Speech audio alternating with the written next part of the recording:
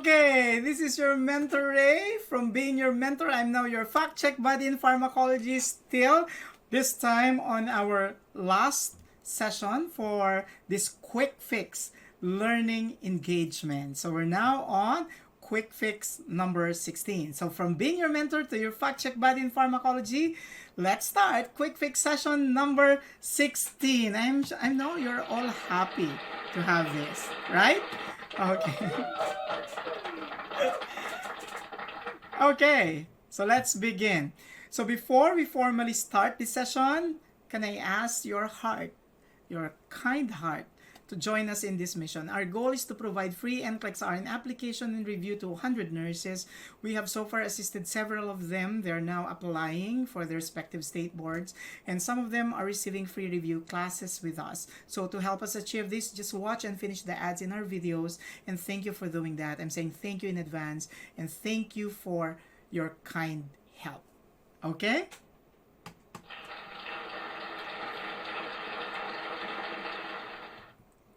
So if you have any questions or requests, kindly send me your requests through this email, mentor.raygapos@gmail.com. So let's begin with some positive vibes.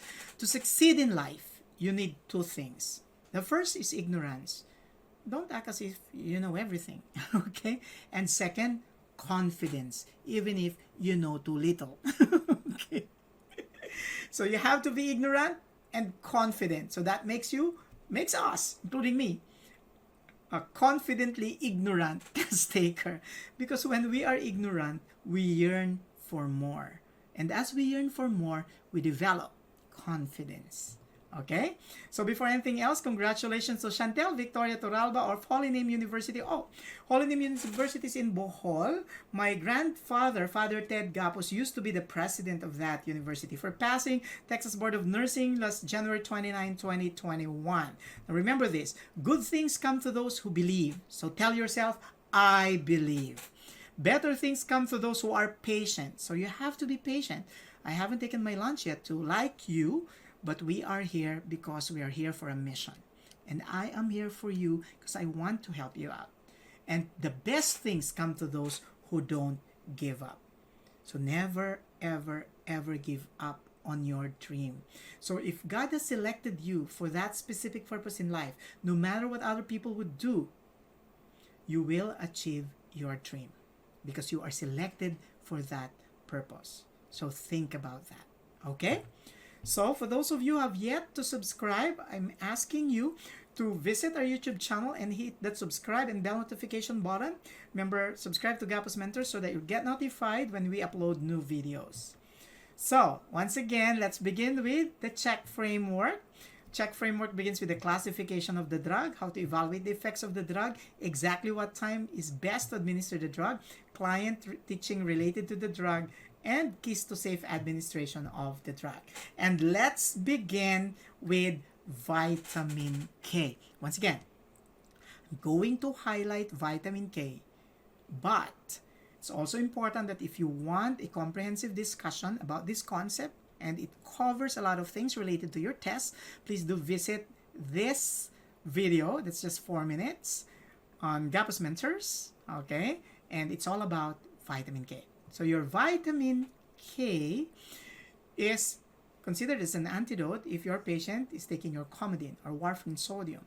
But it's also given in newborn babies. Okay? That is actually to potentially prevent bleeding. Okay? So, let's try to answer a question. So after birth, vitamin K is administered to a newborn for which of the following purposes? To promote clotting, to stop severe bleeding, to promote breathing, to increase clotting time. Let's analyze. What did I tell you a while back? It is to prevent bleeding, not to stop it. Vitamin K may not stop once the bleeding is already there. So option 2 is incorrect. To increase clotting time, increasing clotting time means you have a delay in the clotting process. So the more the patient will bleed. So not option 4. You're left with 1 and 3. Promote clotting or to promote breathing. Now, in clients with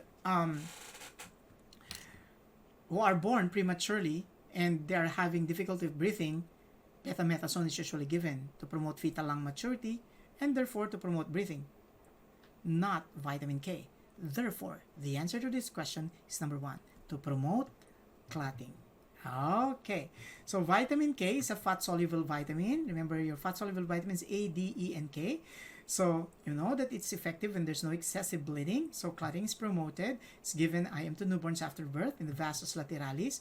So if parents refuse the IM route, 2 oral doses of 2 milligrams are given. First dose within 6 hours of birth.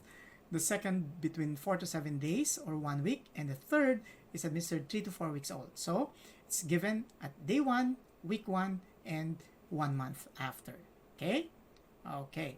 Next, if the baby vomits within 1 hour of administration, administer another dose. Okay. Now, this time, the second drug that I'd like to highlight would be your magnesium sulfate. Now, in QuickFix session number 15, we said that there are drugs that are given for several purposes. And magnesium sulfate could be one of these drugs. Now, I would highlight the things that you have to know about magnesium sulfate, but still, okay, you may want to visit a more in-depth discussion of magnesium sulfate in our YouTube channel titled Gapos Mentors MGSO4. It's just 4 minutes short. Okay, now listen. So your magnesium sulfate could be used in patients with pregnancy-induced hypertension, but it could also be used when your patient is suffering from hypomagnesemia and your patient is having torsado point. Torsado point is actually a type of arrhythmia that's associated with decreased magnesium levels. If you may want to have more information on torsado point, please do check on our video on ECG. Okay, the comprehensive discussion of ECG or EKG. Now, how would you know that a patient would need to have magnesium sulfate? So for example, if the patient's having hypomagnesemia. So in patients with hypomagnesemia, they would usually have central nervous system signs and symptoms like irritability, tremors, and then they develop tetany as well as convulsions. So they could have your Vostek sign or Trousseau sign, and then eventually they exhibit vomiting. And psychologically, they may have depression. So if the patient's having irritability, Vostek sign, Trousseau sign, and then vomiting, then depression, suspect hypomagnesemia. And the patient may need magnesium sulfate. Okay, don't forget the signs and symptoms of hypomagnesemia. I'm telling you that now. Okay, now what could be a question associated with this type of medication? You can have a chart exhibit. Here's an example. After the intravenous administration of magnesium sulfate, assessment of the client reveals the following. Click on the exhibit. Okay. So here you have some information. Blood pressure 130/90, urine output 60 ml per hour, deep tendon reflexes positive 2. Okay. So respiratory rate 10 breaths per minute. So the blood pressure is still okay. Urine output okay, within normal range. Deep tendon reflex 1+, 2+, and 3+ are considered normal. 4+ and 5+ are abnormal. Respiratory rate, this is below 12. So the patient might be having respiratory depression. Okay? So therefore, which intervention is the priority of the nurse? Is it 1, discontinue the magnesium sulfate and notify the physician? 2, notify the physician due to the client's deep tendon reflexes. The deep tendon reflexes is normal. Okay? How to assess this? That's known as your knee jerk or patella reflex. Check the client to be in a sitting position and then let the lower extremities dangle. Then you may potentially just lift the extremity that you're going to test, and then using a test hammer, you need to percuss just below the kneecap, okay, and assess the reaction of the patient. So discontinue the magnesium sulfate due to the client's blood pressure. Or number 4, notify the physician related to the client's urine output. So the main problem here is actually the decreased respiratory rate. So the patient's having respiratory depression, therefore the priority is to discontinue the magnesium sulfate and notify the physician. So the physician may opt to instruct the administration of the antidote, which is your calcium gluconate. So let's summarize. So magnesium sulfate is an anticonvulsant that also works as a tocolytic. So in essence, it helps relax the uterus. Okay, so how will you know that it's effective? Decrease convulsions and decrease preterm labor. Why am I smiling to myself? It's because when I read the term tocolytic, okay, I remember an Ilocano word, okay? Diba? Magnesium sulfate is a tocolytic. What does it do? It removes the tukol. Just a joke. Okay. And then exactly what time do you have to give it? Okay, administer it as prescribed. And then your mag sulfate causes diarrhea. So you have to keep the antidote, your calcium gluconate at the bedside. And remember to assess BURP, blood pressure, urine output should be at least 30 ml per hour.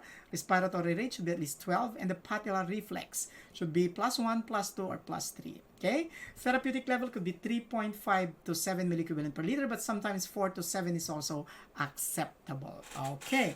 Now, let's talk about Methergine. Okay, so your Methergine is an oxytocic agent, so it is given to jumpstart stalled labor. So in essence, it strengthens contraction of the uterus. So how will you know that this is effective? Colleagues taking the NCLEX, remember, it could promote firm contraction of the uterus. So therefore, a firmly contracted uterus is indicative that Methergine is effective. Now, you also need to check on the client's blood pressure because your Methergine may potentially increase the blood pressure of the patient. Okay? So, here's a question. Shortly after administration of Methergine to a client in labor after the delivery of the placenta, the highest priority of the nurse is to assess if the uterus has firmly contracted, and 2, is it 1, monitor the temperature, 2, monitor the blood pressure, 3, check the urine output, 4, check the pupillary relaxation rate. What did I tell you? Your Methergine could potentially cause hypertension. So the highest priority is to check on the uterus and to monitor the blood pressure. Exactly, okay? That's how well you have mastered the concept so far. Way to go, okay?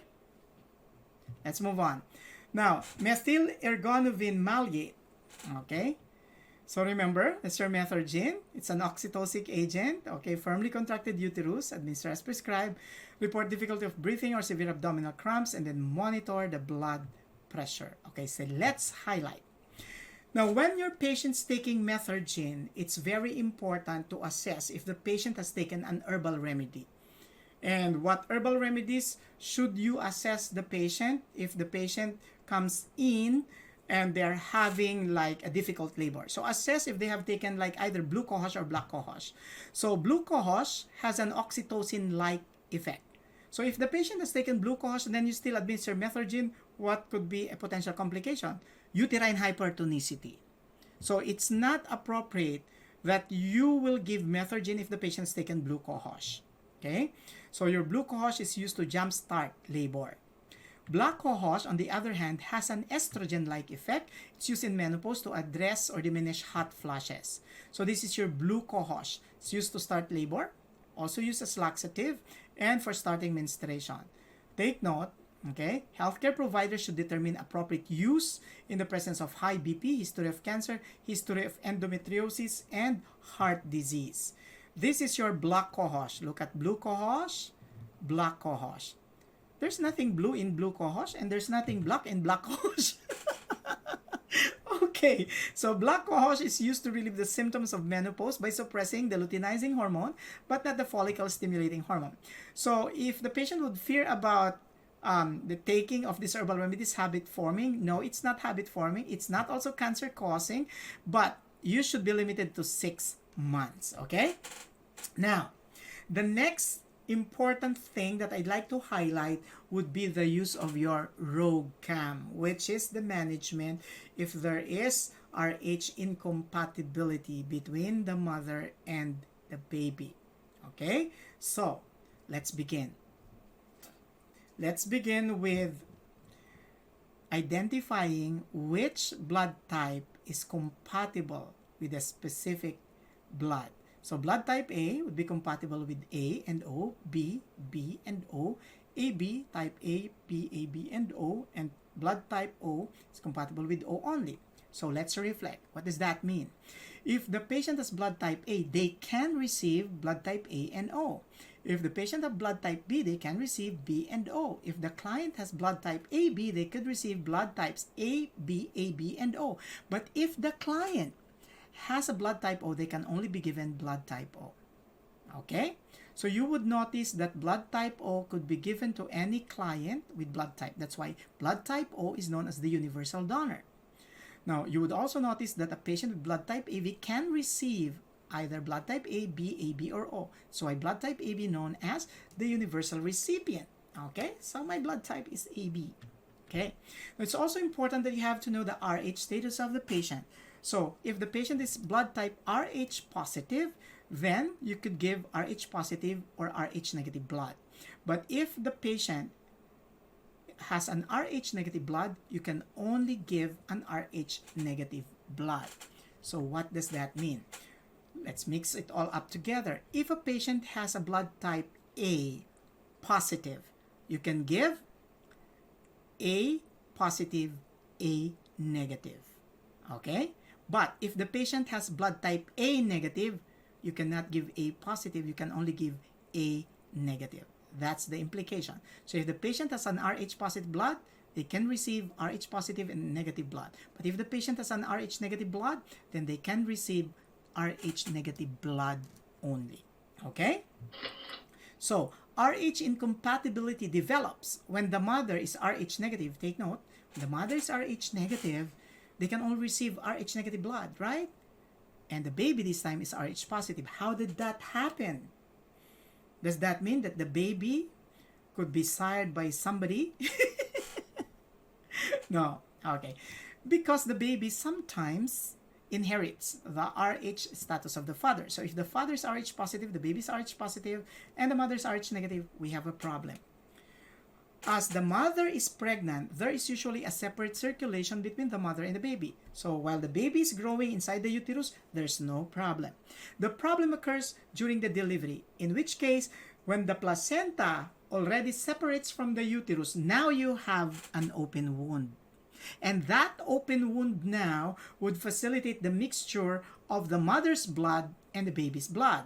And in this case, the problem is the blood would be incompatible because the mother is RH negative. They're supposed to be mixed with only RH negative blood. But this time, the baby has an RH positive blood. So we have a problem. So we call this RH incompatibility. So RH incompatibility results when the mother is RH negative and the baby is RH positive. Okay? So here's a question. Which of the following blood types can be administered to a client with an RH positive type AB blood? Select all that apply. So type AB, so they can receive A, B, AB, and O. Okay, positive, they can receive both positive and negative. So in essence, they can receive all of this. Okay, because RH positive blood can receive both positive and negative. AB blood can receive A, B, AB, and O. Okay, so all of this is appropriate. Okay, so what medication is usually given when we suspect RH incompatibility? That's your Rhogam. It's an anti-RH medication. It's given in RH negative women with RH positive babies. And it's given, you know that it's effective when you prevent RH immunization. So given at 28 weeks of pregnancy and at 72 hours after delivery. It's also given when the client undergoes diagnostic tests in which bleeding may potentially occur, or it's given when there is threatened abortion. So remember, it's given within 72 hours after delivery. And then not indicated in patients with anaphylactic reaction to Rhogam. It's indicated in transfusion of RH incompatible blood, abortion or threatened abortion when there's maternal hemorrhage, pregnancy or delivery of an RH positive baby, and ectopic pregnancy. Diagnostic procedures like amniocentesis or chorionic villi sampling or percutaneous umbilical cord blood sampling, you will need to administer Rhogam. So it's administered only through IM to the mother, and it's not injected to the newborn. It's administered to the mother. Okay? Now, let's focus on this drug, Ondansetron or Zofran. It's an anti-emetic. It's usually given in clients undergoing chemotherapy for prevention of nausea and vomiting. It is given like 30 minutes to 60 minutes before chemotherapy and 1 to 2 days after chemotherapy or radiation therapy to decrease nausea and vomiting. Now, the oral soluble film can be taken 15 minutes before meals. The common side effects would be headache, dizziness, drowsiness, weakness, myalgia. Now, administration of orally disintegrating tablets with liquids is not necessary. Okay, so remember, the most common side effects of tamoxifen are bone pain and hot flushes. Okay, so let's try answering a sample question. Which of the following statements about tamoxifen is true? The drug lowers the blood pressure. Main side effects include dizziness, hypotension, nausea. The drug will help decrease nausea and vomiting associated with chemotherapy, may cause weakness and anemia. The drug is used to treat breast cancer. It will help decrease the tumor size, causes nausea, vomiting, and hot flashes. Okay, the drug decreases the pain of ulcer. It may cause constipation. What is difficult with this question is that the options contain the potential action of the drug as well as the side effects. So this type of question is very factual in nature. It requires you to remember facts. And that is difficult to do when you're bombarded with a lot of drugs and you're bombarded with a lot of information. Sometimes it's very confusing. But remember, you don't give up. Only you can determine your success. And success does not happen overnight. You build on what you know on a case-to-case basis every day. Okay? So the best answer, tamoxifen is used to treat breast cancer. It will help decrease tumor size. It causes nausea, vomiting, and hot flushes. Okay. So remember, it's a selective estrogen receptor modulator, or SERM. It's estrogenic and anti-estrogenic at the same time. So it's used for the treatment of breast cancer, best taken at the same time every day. It's not taken when a patient is breastfeeding or pregnant, and use non-hormonal birth control methods like condom or diaphragm while taking it. Okay? So call the physician if there's vaginal bleeding, leg swelling, or shortness of breath, and vision problems. Okay? Let's differentiate it with from raloxifene or Evista, which is also an SERM. Now, take note, tamoxifen is used for breast cancer primarily. Your raloxifene is used for osteoporosis, but it could also decrease the risk for breast cancer. Okay? So once again, raloxifene increases bone density. Could be administered without regard to food, and common side effects will be hot flashes, headache, depression, vaginal bleeding. So we need to report weakness, sleepiness, mental confusion, pain or swelling of the legs, shortness of breath, blurred vision to the physician. Colleagues, take note. Hot flashes and vaginal bleeding are side effects that could be common to both tamoxifen and raloxifene. Okay? So keys to safety when giving Evista: the blood counts must be periodically checked, and then check the client, avoid getting pregnant while taking the drug, and check for both kidney and liver function tests. Okay? So to differentiate the two, tamoxifen, primarily indicated for breast cancer, raloxifene, primarily indicated for postmenopausal osteoporosis, but both these drugs are classified as SERM. Okay? So they can, in both cases, taking tamoxifen and raloxifene can help prevent osteoporosis. Okay? So, take note, class, the common side effects of the two: hot flushes and night sweats, and it could potentially also cause vaginal bleeding. So, taking tamoxifen and raloxifene may also increase the risk of thrombophlebitis and pulmonary embolism. That's why when there's chest pain and shortness of breath, that's indicative of pulmonary embolism. You can refer that immediately to the physician. Okay? So another difference, your tamoxifen acts like estrogen in the uterus, whereas your raloxifene does not act like estrogen in the uterus. So what does that mean? So your tamoxifen may potentially cause proliferation of the uterine lining because it acts like estrogen, okay?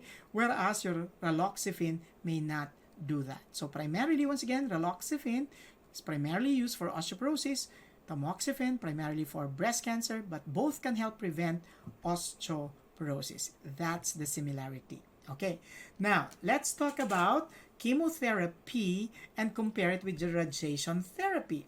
So in chemotherapy, take note, the priority is to provide the client with low bacteria environment and low bacteria diet. Avoid bringing fresh flowers, fresh fruits, fresh vegetables. So colleagues taking the test, don't forget, no fresh flowers and fruits inside the room, and cooked foods are indicated. Visitors and RN should wear surgical masks. Okay? In radiation therapy, remember to keep a lead container and forceps at the bedside just in case the source of lead gets dislodged, do not pick it up with bare hands. Use forceps and place it inside the lead container.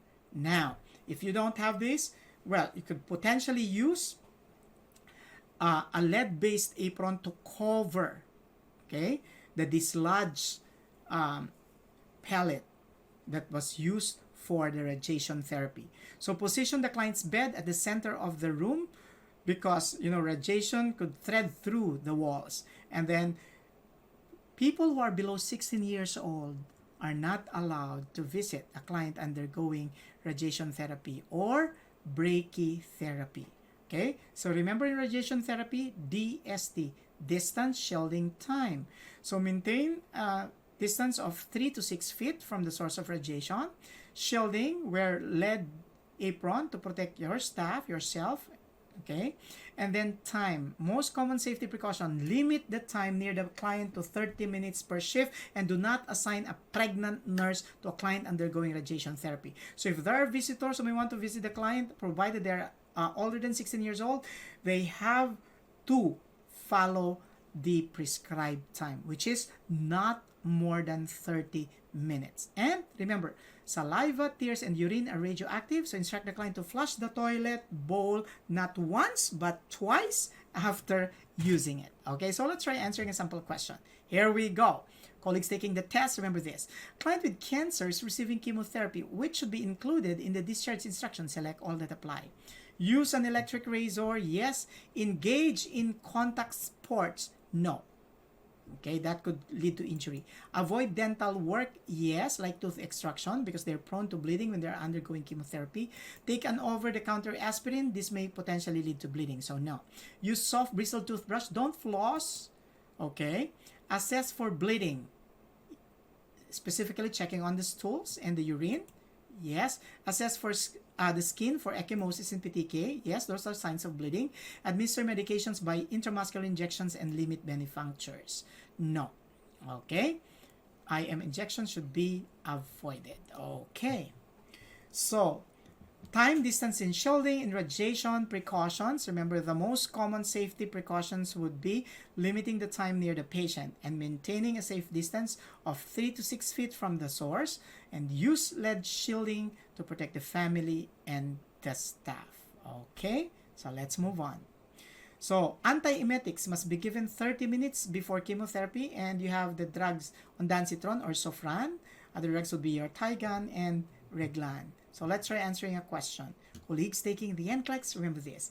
If a client is to undergo chemotherapy, when is the best time to administer Ondansetron or Zofran? Is it 1, at the same time as the chemotherapeutic agents? 2, 4 hours after the onset of chemotherapy? 3, 30 minutes before the onset of chemotherapy? And 4, at the end of chemotherapy? I know you know the answer. So the answer is 30 minutes before the onset of chemotherapy. Okay, here we go. Somebody here actually gave us a feedback. Hi sir, thank you for all your videos. Started watching this January, not skipping ads po. God bless. Yes, thank you Joy for not skipping the ads. You're helping a lot. Okay, so she's watching our QuickFix session 4 tips. We also have QuickFix session 10. Okay, we are now on session number 16. So thank you, Sir Ray. God bless your heart. Thank you too to all of you. Now, we have reached the point again, okay, to give out, okay, 5 copies of my NCLEX RN book, NCLEX 311. And this one is for everybody taking the local board, the NLE, the NCLEX, the HAAD, the Prometric nursing reminder sheet, okay?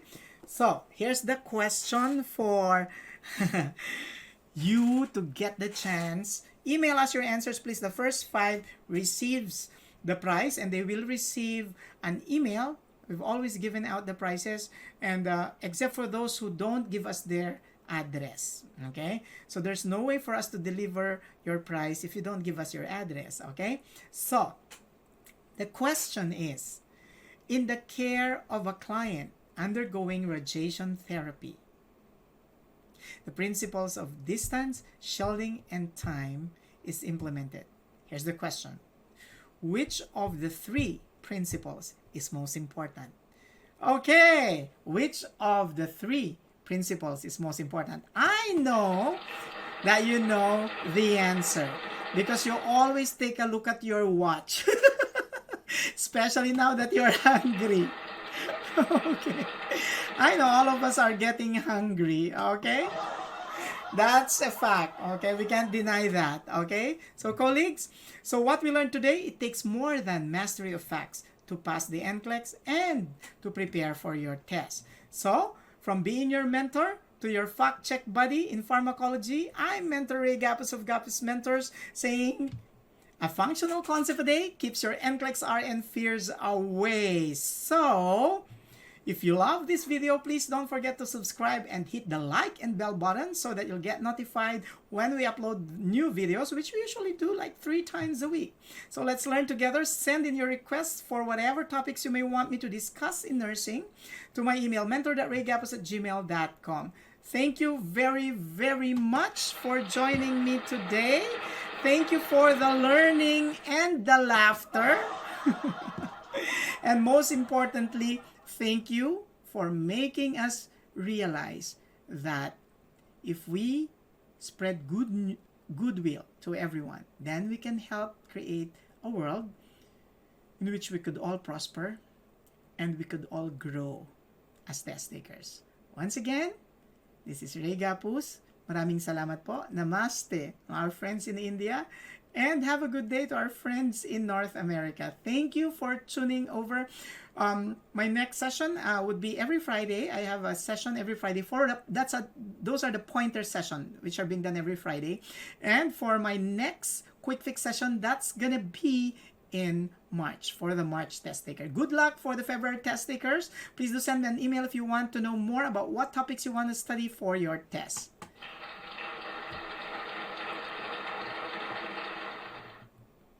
That's the end of session 16. Thank you.